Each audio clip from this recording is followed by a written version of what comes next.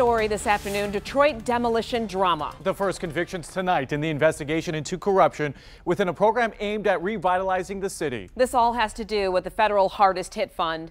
More than $260 million has been allocated to Detroit to demolish nearly 11,000 properties. That is the most in the nation.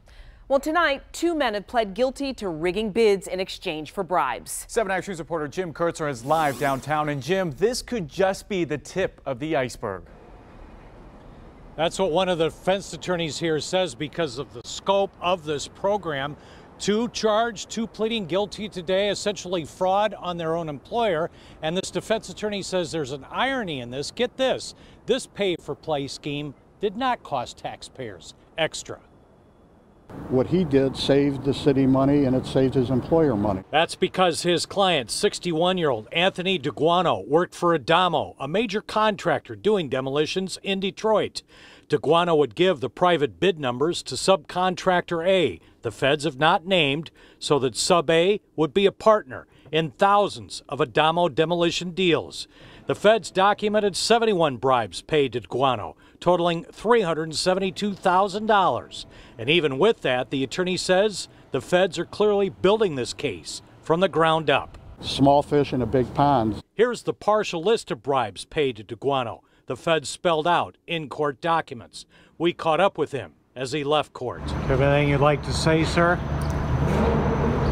No comment. Another former employee of Adamo, Arandondo Haskins, also worked in the Detroit demolition program for 10 months, from 2015 to 2016.